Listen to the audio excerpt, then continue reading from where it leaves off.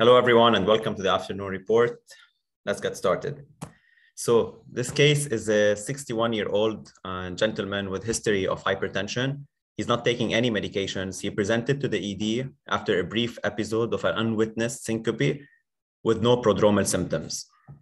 To dwell more into the history of present illness, the patient woke up around 7:30 a.m. and he's a very good historian, him and his wife. He had breakfast, went to the gym.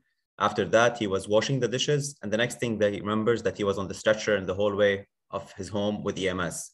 He denies any prodromal symptoms like dizziness, palpitations, or any changes out of the ordinary for him. He had no fecal or urinary incontinence. There is only a mild lateral tongue bite. He denies any history of seizures as well. He only complains of mild right elbow pain and right chest pain at the site where he fell, which was tended to palpation, and first time this has happened to him. The patient's wife, who was next to him in the ED, she said she was on the couch at the time this happened, and she had headphones listening to music, but she heard like some loud breathing and moaning from the kitchen, and she thinks like around 1 to 2 minutes after that, she saw the patient flat on the back of the floor. She believes, as I said, 1 to 2 minutes. She reports he did not have any odd movements of his limbs, but notes that his eyes were moving lazily around. And that's the first time that has happened. And he had loud gasping breathing that normalized. EMS was able to stand the patient up and walk to a stretcher, but the patient does not remember any of those. The wife mentions when EMS asked the patient about the year and date, he was a bit confused with his answer, but was speaking fluently otherwise. And he went back to baseline within 20 minutes. The patient only complaint was the right shoulder pain and the back pain and the chest pain, actually, the chest pain now, but these symptoms were chronic. He said he had this right shoulder pain and back pain, and they've been going on for a few months, around 3 to 4 months. He had no history of trauma. The back pain was worse in the summer, but got better recently. His right shoulder pain has been bothering him more in the past 2 weeks, causing him to stop working out as much as before. And he was taking ibuprofen 600 milligram BID, but he hadn't taken any of those in the past 2-3 days.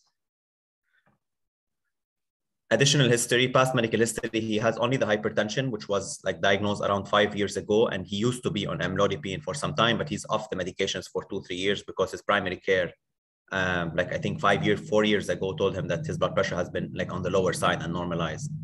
Allergies, he has no allergies. Social history, he lives with his wife and children. Independent in activity of daily livings, denies any smoking, tobacco, or illicit drug use, drinks 1 beer per night for 3 to 5 nights a week, and works as a musician. He works out 3 to 4 times per week. Surgical history, he had history of appendectomy a long time ago, a left inguinal hernia with mesh repair in 2005. Family history, he has father who has diabetes and grandmother with oral malignancy. He doesn't remember and recall any of if she got any chemo, radiation, or any therapy or the kind of tumor. Medications, he's just on vitamins, multivitamins, omega-3, vitamin C. He used to be on Advil, which he stopped like 2-3 days ago. He was taking it like almost once or twice a day for his shoulder pain.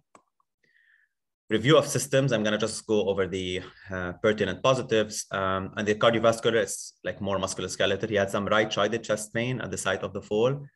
In terms of like respiratory GI, there was nothing. He was like now having no trouble like breathing or like chest pain with breathing. It's not pleuritic. MSK, he had right shoulder pain and some back pain for a few months, and the history and the right elbow, which hurts from the fall. And the neuro is that syncopal episode, which happened the first time, and possible seizure. Physical exam, blood pressure was normal, pulse 95 on the higher side, but still within normal.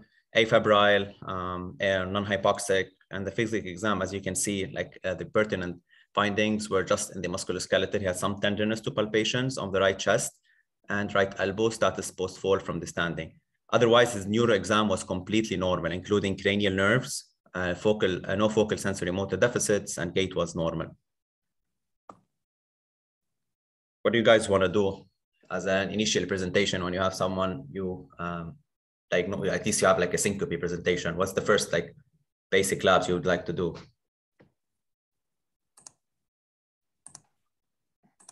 3-day saying EKG. Anyone say anything else as well? So yeah, I would say like the basic workup, not just the labs, just including like anything like EKG, imaging. And I would also ask like why you would do it, right?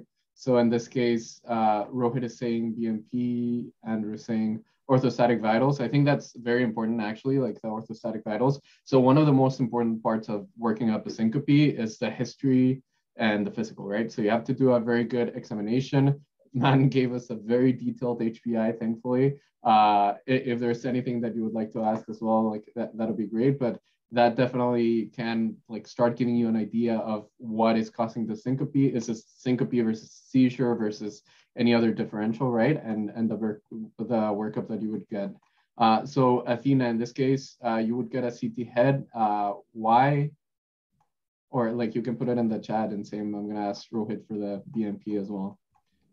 And finger stick, that's actually pretty important. And one to keep in mind as well for like rapids, once you're AC, you find someone with altered mental status. So Athena is worried about a potential stroke. And I think it's very important why Maan actually went a little bit into detail, just like the neuro exam. Always remember to do a good neuro exam. Stroke isn't the differential. In terms of the circulation, remember that it's the posterior circulation that can sometimes present with syncope as well. So like for neurogenic stroke, Abhinav is saying EKG, CBC, CMP, CT head without dimer, GEM. Okay, so I assume you'd be looking for maybe like anemia or infection with the CBC, like you have the tachycardia as well, which leads me to what you're talking about, the D-dimer. I think PE is actually like being increasingly recognized as a potential source of syncope as well, unidentified. And in this patient, we actually see tachycardia, right? The heart rate was actually in the 90s. Matt is saying he would put him on tele. Frida is saying TSH. And Abhinav is actually asking if the pulses and BP are equal on both sides. Yes, they are equal. The BP is equal on both sides. The pulse wasn't checked on both sides. Okay. And someone asked for orthostatics. Unfortunately, it wasn't done. And as you know, most of the time you see the patients after a couple liters from the ER. So it's less sensitive and less specific for any, like if you want to find something as a positive, but it's one of the things that whoever said orthostatics is a good one because we tend to not do it as much as we should. Maan, I have a question. Any recent stressors or sleep deprivation on the patient? No, not that they recall. No it was drugs, normal, right? normal, yeah.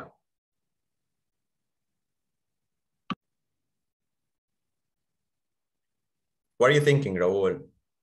Well, sometimes you have like provoked seizures from like in a patient who doesn't have an underlying known CNS disorder. You might trigger a seizure from just one of these stressors, either drugs or like sleep deprivation, a lot of caffeine. I mean, I don't know if he's a musician. I don't know if he's under a lot of stress. Maybe he has to do a lot of performance, so he's on, I don't know, many other drugs to enhance his performances. I don't know. It's not out of the ordinary. It's the same as usual for the past couple months since COVID. And the only thing is that the wife thought her husband might have had sleep apnea, but he was never investigated and never seen his primary care for at least a couple of years. But that's why she thought like he was, when asked about like the loud breathing and the snoring, she said he sometimes snores at night. Sometimes she feels as if he suffocates. So she thinks he might have some sleep apnea, but they're not sure, never been diagnosed with that. And no reason, like any other symptoms to think about anything infectious, like in the past few days that he remembers? No fevers, no. And he's COVID vaccinated? He is. Abhinav is saying, not sure if you mentioned BMI. Joe wants potentially... BMI is 24. Yeah. Joe wants potentially a TT to rule out structural heart disease. Frida had mentioned actually like prior episodes of syncope. I'm not sure if I missed that, but that's actually a good one. I think no prior episodes. Yeah, many patients that present like older age when they have an episode of syncope, like about 80% of them have had an episode in the past, so maybe they can describe it or if it was similar or a little bit different. But then, yeah, you can start getting into like just how to differentiate, like let's say seizure that some of you were mentioning versus like syncope. Of course, tongue lacerations, incontinence are things that point you towards seizure. Also, like the postictal state versus like it seems like this patient was able to actually like get up a little bit earlier and or pretty early after the episode and like stand up by himself. A little bit unclear since he wasn't back to baseline for a while, but I think it points more towards syncope. In terms of what Joe is saying is actually a good point, like just thinking about risk factors or stuff that put them at a little bit more of a danger just from syncope. So this is an older male patient with potentially long-standing hypertension. So also like remember the good, like making a good cardiovascular exam, like having a good cardiovascular exam, ruling out, you know, aortic stenosis, ruling out, like in this case, I think we can also start with an EKG, and that's actually like the only test that really is like pretty much the everyone that comes in with a syncope can like buys himself the right to an EKG, but the rest you kind of have to look at the patient, the history, the presentation, physical, and then you start like going down the workup. Yeah. But man, like however you want to do it, if you want to move on to. I can just give the basic workup that was given to us before we saw the patient. Like whenever we see the admission, I consider this as admission too. So workup, we had the CBC, BMP, which was the CBC, as you can see, the white count was on the higher end, but like slightly elevated, 12.3. Neutrophils was 85%, was also with some neutrophilia. Otherwise, hemoglobin, platelets are normal. Coags, I know Joe asked about them, they're normal. Glucose was 106, finger stick. BNP was normal. The CMP actually was normal as well. I put in the other side. This is the EKG. Anyone has any comment? Some of the budding cardiologists. I mean, there's if you look at the P waves in leads 2, especially in V1, it looks like there's suggestive of left atrial enlargement. I don't know if it necessarily meets voltage criteria, but like the terminal portion of the P wave in V1, and it looks a little bit bifid in lead 2. Let's see. So, but nothing which can explain, like we're looking. Yeah, no, like other conduction abnormalities. Okay, so it was read as like it was compared to his previous EKG was completely the same, exact same, so no changes, no STT changes, and normal. These are the complete, like the rest of the electrolytes, the liver function enzymes, troponin, urinalysis, UTOX,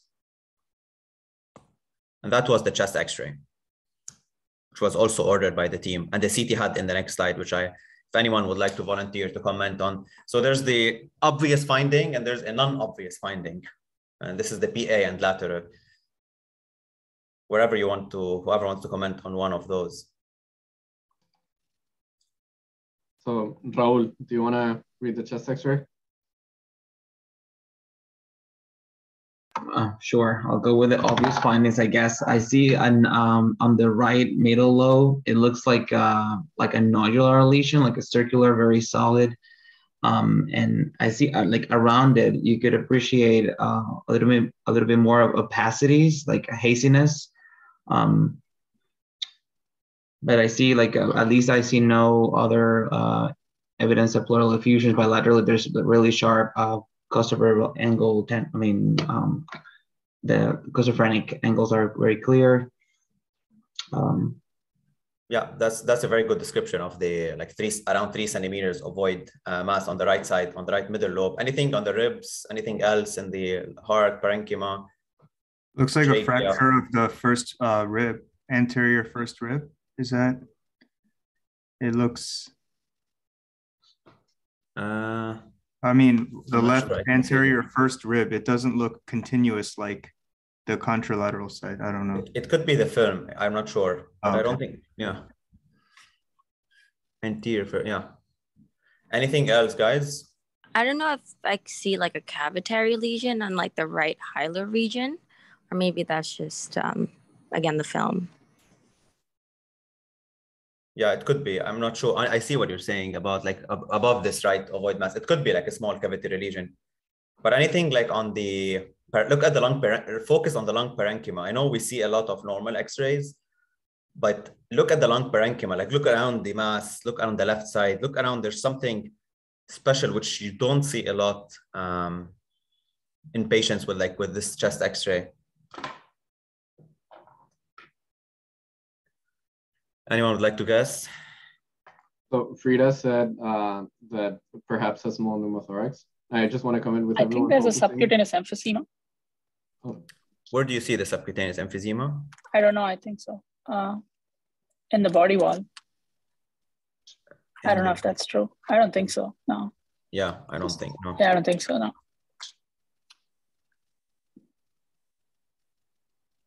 Okay.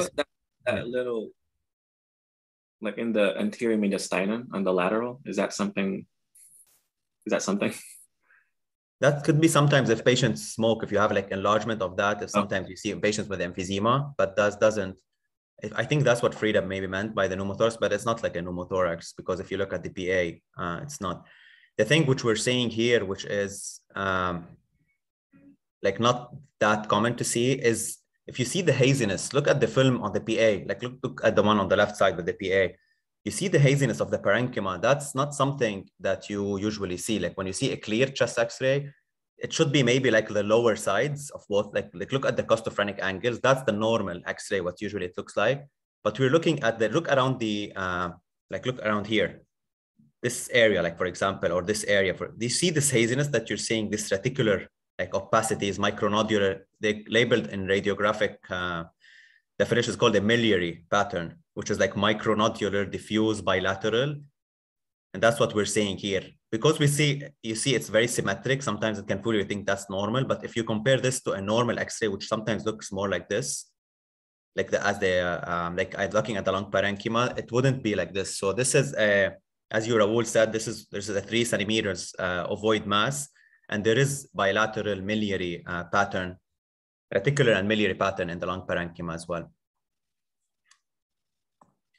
This is the further workup. They did X-ray for the ribs at the site where he had pain. There was no rib fractures. They did an X-ray for the right elbow where he hit his right elbow. There was some swelling at the site of the olecranon process, but no fracture or dislocation. And there was a 1 centimeter ovoid lesion at the proximal lateral ulnar metaphysis with sclerotic borders, which represents a non-aggressive, this is the report, lesion and no clinical significance.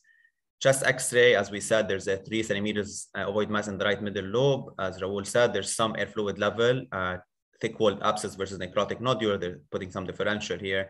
There's a miliary pattern also distributed throughout both lungs, just to put it back so that you guys can see it. Okay, CT head was done. No intracranial hemorrhage, hydrocephalus, or mass effect, lucency in the posterior limb of the right internal capsule, and that's all a CT head without contrast. Possible dominant perivascular space versus chronic infarct, and there's a calcified sebaceous cyst at the right frontal scalp. They also did routine EEG was done the second day, and there was like no seizure activity, in case you guys were wondering. It was a routine EEG, 90 minutes. So now, after we have at least the basic workup, you come to see this patient in the ER, you have this basic workup which was done, including CT head, chest X-ray. Who would like to volunteer for a problem representation now? Athena, do you want to give it a go? Just to summarize the case now with the new workup.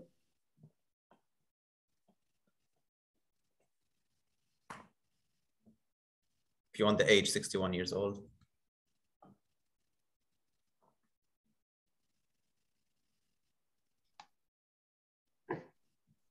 So, or Matt, do you want to give it a go? Sure.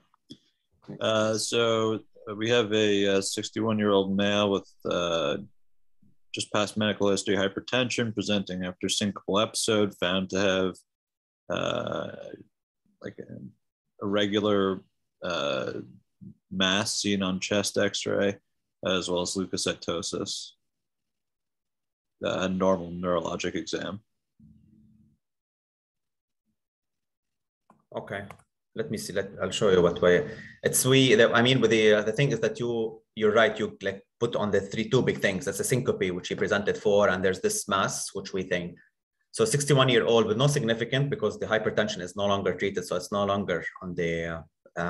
We can say past medical hypertension, brought in by MS, found to have unwitnessed syncope with a possible seizure, found to have this right middle lobe mass and the diffuse micronodular pattern. That's what miliary means, micronodular, diffuse, bilateral most of the time, with no significant social or occupational history that could explain the above, just throwing into some differentials. So now, what do you need to know? Now that you have those factors, what else would you want to ask from the social history or occupational history? What other questions would you be looking at when you see a patient who has a mass on the right middle lobe? You're thinking of maybe TB, maybe something else. What are the questions that you want to ask? We already know some social history, which the HPI gave us. But what else would you want to add to this? Where is he from? That's a good question. What else? Was he ever incarcerated? Okay. So in the chat, they're also asking about travel, migration, occupation. Shelter. History. Okay. So some further history to put into the equation. So there's no history of incarceration, no night sweats, no change in appetite or weight. He was born in Kansas, left when he was 18. He lived for 30 years, at least 35 years between Boston and New York City. His parents are from Iran. He traveled to India 2 years ago, actually like 3 years ago. He lived in a hotel and stayed there for like a very short period of time. He had like no symptoms or no illness, and this was all pre-pandemic. He's not a smoker. He has some asbestos exposure. He thinks he lives in a house with some asbestos in the walls, but he is not exposed to that, neither like a lot at home or at work. There's no TB exposure, no in the family, not in the community. There's no pets. Actually, he has dogs, sorry, there's no birds. And his profession is a musician, works in studios. He doesn't tour or no construction at workplace, and no exposure to asbestos except mildly at the home. Let's put some differential diagnosis so that we know what to order next or what to do for this patient. Patient has been sitting in the ER for 14 hours now. Yeah, so Abhinav had actually asked if it was a wind instrument. But yeah, like differential diagnosis as well, what would you start thinking of, especially with this particular presentation on imaging?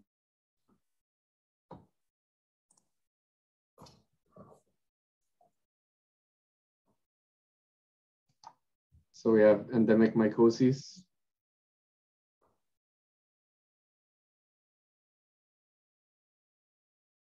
Because based on the differential, we will need to order some workup still, because we have not yet reached a diagnosis for the patient.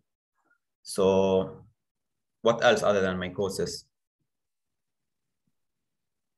I mean, I think you have to at least consider TB with kind of a weird looking, an irregular appearing lesion like that. You will have to consider it very highly too, sometimes, at least from a precaution standpoint, until you get some further history and do some further tests. But that's a good thought, Matt. Yeah, I think abscess too. I mean, I don't know exactly why there would be an abscess, but he has a leukocytosis, and with that imaging. Yep. Yeah, we also have malignancy, Frida is saying, and Tricia and Frida are both saying it could be sarcoidosis, so not necessarily typical. Andrew's saying, could it be like ILD? I think people really want to get that CT chest, just take a closer look at it. Okay, so the differential diagnosis at this point, looking at the presentation and looking mainly at the chest X-ray with the findings, tuberculosis, as Matt said, fungal causes. This could be a lot of fungal, which could mimic and could present in a, when I'm talking about differential, I'm looking at this, like the mass that the patient has with the miliary pattern, but mainly the miliary pattern, which is sometimes can point towards certain diagnosis, environmental causes as silicosis, coal workers pneumoconiosis, sarcoidosis, as someone mentioned, Langerhans, cell histiocytosis, abscess as well, Matt also, viral causes as varicella, and metastasis or lung cancer, as Frida mentioned. So just because we talked about TB, just quickly, I know Athena, I think, mentioned this in a couple of weeks in her afternoon report about TB.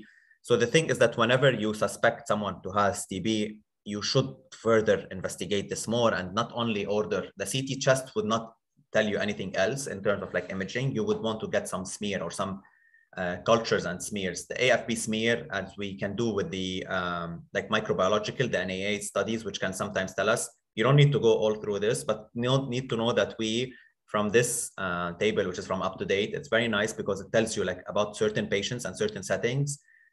Not all patients with TB need to have symptoms. This patient came for syncope. Some patients, if you see in the last row, come with no minimal or absent symptoms as well.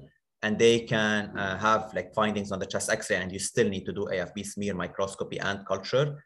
The NAA test will just increase the sensitivity and specificity. You should get 3 smears at least, like 8 hours apart, and they should be morning samples. And people who are higher risk for patients suggestive of TB, we know, as we know from Tina's lecture, is recent exposure to TB, history of positive result from before, HIV, IV drug users, foreign birth, membership in medically underserved, low income, and medical risk factors like diabetes, chronic steroids, and hematological malignancies. So further imaging, let's go into CT chest, which we ordered as soon as we saw the patient. I'm going to play the CT chest here. It's both coronal and sagittal sections.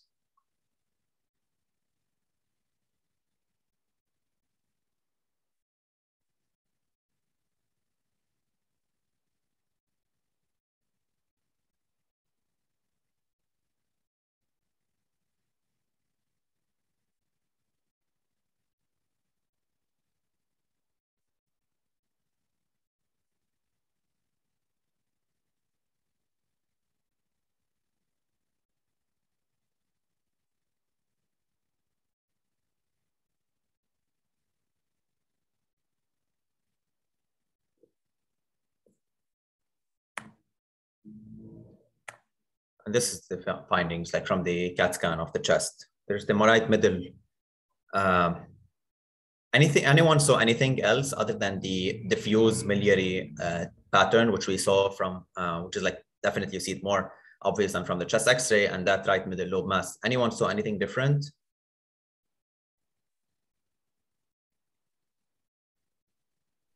And I assume while you went over the differential, this patient was placed on precautions, right? Yes, isolation. Precautions, and AFB was ordered. Yes. So airborne, remember? Yes, airborne. I can play, I'm just gonna point towards something. Looking at the sagittal, look at the bones and the spine. Oh, sorry. Anyways, okay. So I don't know if you guys were able to see, and that's the report. So they were from the both CT chest and the CT from the sagittal and coronal. So there's no PE, and it was done as a CT angio, and that's why you can see like thin arterial sections. There's numerous bilateral randomly distributed micronodules compatible with miliary nodules.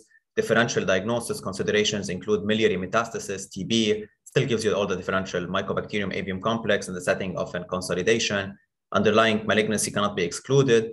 There is also on the thoracolumbar vertebral column some lytic lesions, which can be myeloma, lymphoma, metastasis. Some more labs, since we put in the differential fungal and we put in the differential histoplasma, we put in differential DB, we put in differential myeloma. Those labs were done over the course of 2 days, 3 days. We got SPAP immunofixation looking for those lytic lesions in case they are cancerous or shows myeloma, beta-2 microglobulin, they're all within normal limits. CRP was negative, ESR was only slightly elevated to 14, and the patient remained completely asymptomatic. Ordered some cancer workup, PSA, CA19-9 within normal, CEA was elevated at 765. No AFB was seen on sputum, quant gold TB was negative as well. Galactomannan and fungital, which took some time, but both came back as normal. Histoplasma urinary antigen was negative, and HIV was negative. So what do you do next now? The only thing positive so far on the workup is a CT scan, which showed this mass and this pattern and those lytic lesions, and you have only slightly elevated. It's not light; it's elevated CEA. Sorry. Did he ever have a colonoscopy? No. Frida and Faris want to biopsy. Frida and Faris want to biopsy. Anyone else? Anyone would suggest anything else? Maan, what about imaging the belly? Since, I mean, we do have a diagnosis in the chest, but if we're looking a lot of more like a miliary distribution, and we're having like a CEA, kind of like we have to be thorough now and try to. Yep.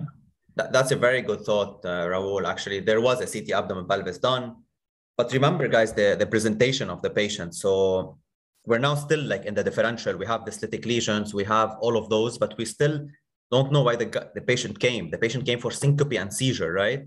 He didn't come for like cough, fever, night sweats, weight loss, or something for us to go through the TB, which that's why Matt was saying it's an atypical presentation if it was for TB. The patient came for syncope and seizure. So as you said, Raul, it's very important to get a CT abdomen pelvis, especially since you have an elevated CA and you want to make sure if there's any malignancy.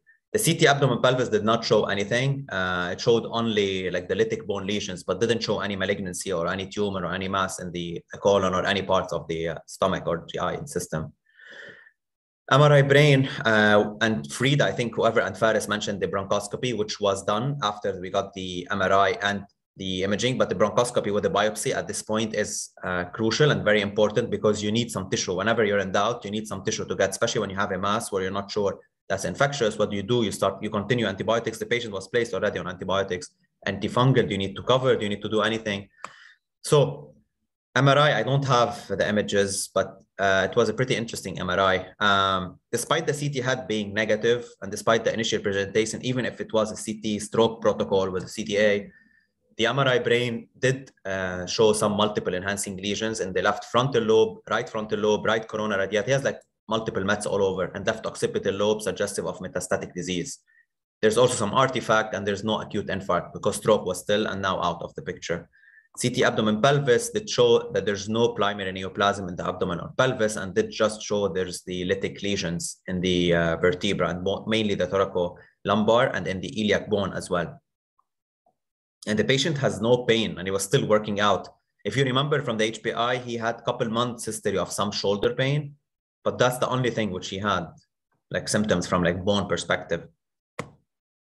So bronchoscopy was done after 3 days, and there was this right middle lobe mass, and they took a transbronchial biopsies from this mass, and they did a BAL as well. At that time, AFB, before the bronchoscopy was done, came back 2 times negative, and the 3rd time came back negative as well. Pathology report came back as adenocarcinoma. So that miliary pattern that the TB, like we thought initially of fungal and all the differential, came back as adenocarcinoma, predominantly acinar type, with positive for CK7 NAPS, and you can TTF1, negative for CK20. And the right lower lobe, which they already also did the biopsy, did show some chronic inflammation, negative for tumor. So our diagnosis in this gentleman was a stage 4 lung adenocarcinoma presenting as syncope/seizure.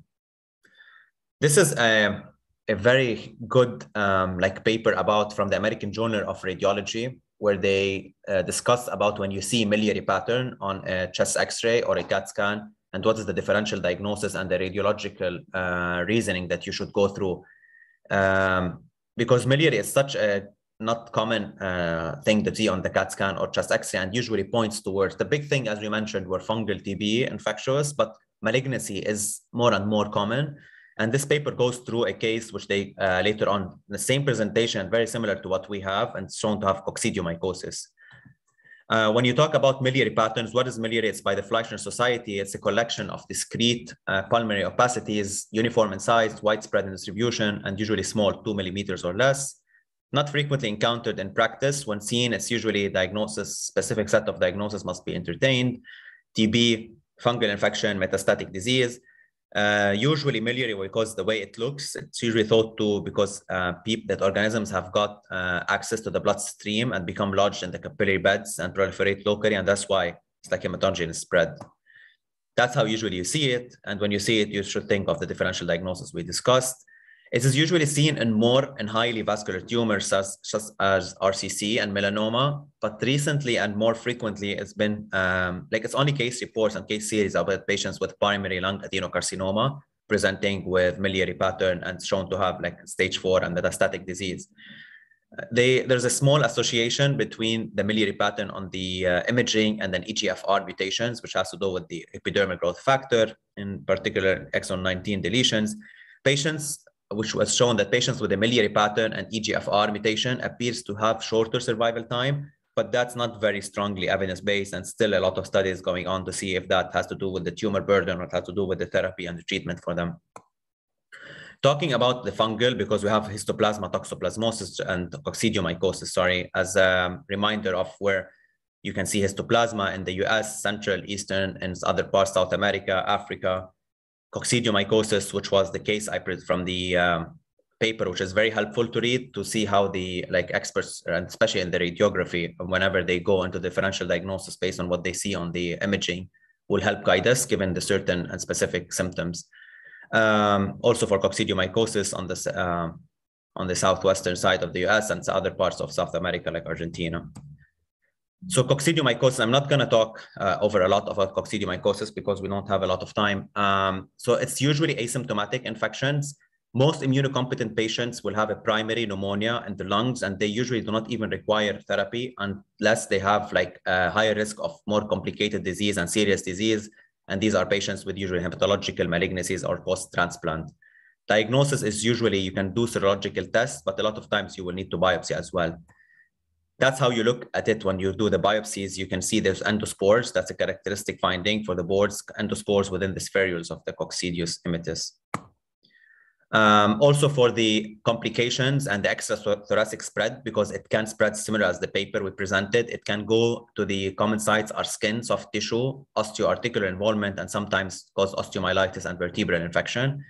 The thing do you want to prevent is meningitis, and that's one of the more common symptoms because the most common symptoms in meningitis is headache, and that's something that's associated with worse outcome, and you need to put the patients on a very high dose oral fluconazole, and then usually people will have like complications of increased intracranial pressure, and they will require a lot of like repeated lumbar punctures.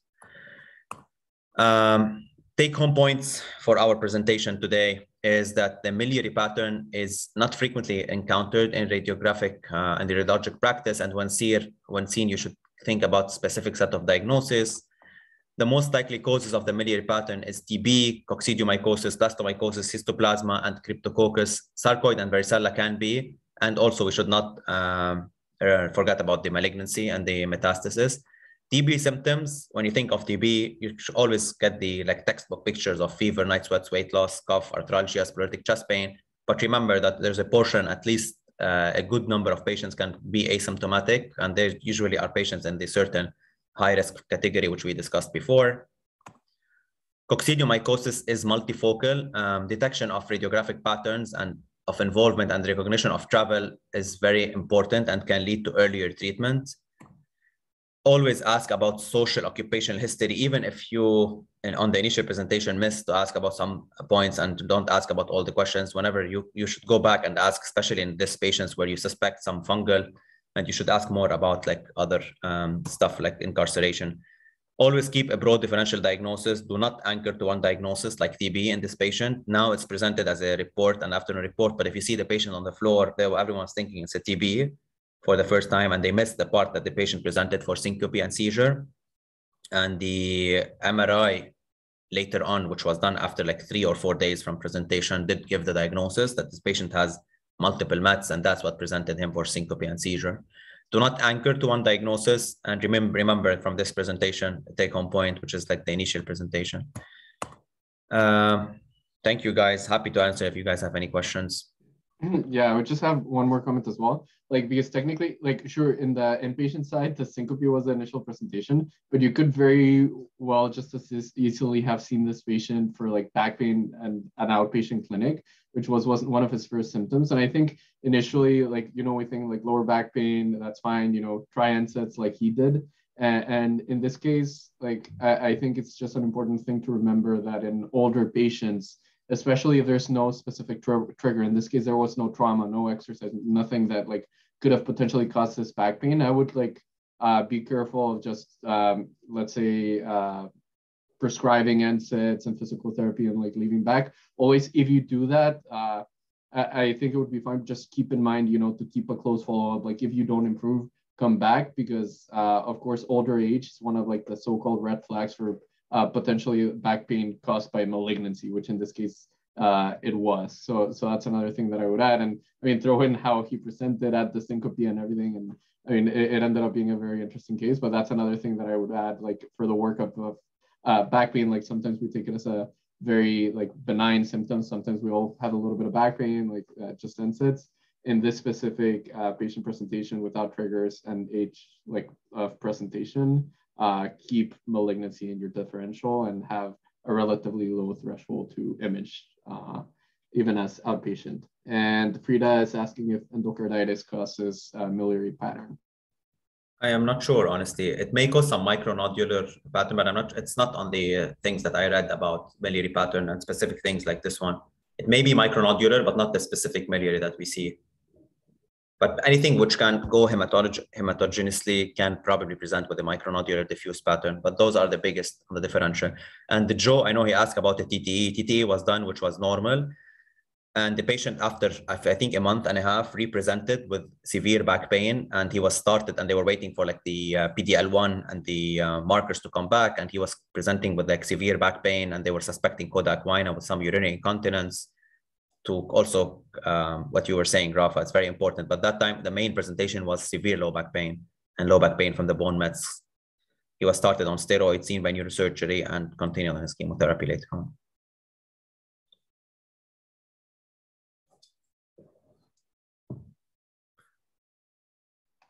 Paras has a comment basically thanking you for the interesting case, and also mentioning that it's intriguing that he denied any weight loss or change in appetite. And if his shoulder pain could have been just related to the cancer, he was expecting his some histiocytosis tumor for somewhat indolent systemic presentation. Yeah, it's not the most common presentation you see with stage 4 cancer, especially for a guy who has been very active and been working out. And like, you know how bone cancer, and especially with those with the burden and the tumor burden, which you see on the CAT scans, even involving the pelvis, and there was like an erosion into the bone and the iliac. But this guy had a high tolerance for pain, and it's just an atypical presentation. So Raul is asking if the BAL was completely negative. yes, it was negative. Yep.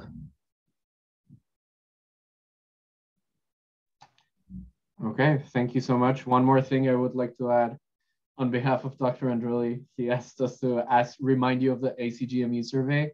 It's very important. You got it in your email. So we're finishing a little bit early. We're leaving this time dedicated for that. But thank you, man. Great job. It was a very interesting presentation. Thank you for sharing with us. Excellent, man.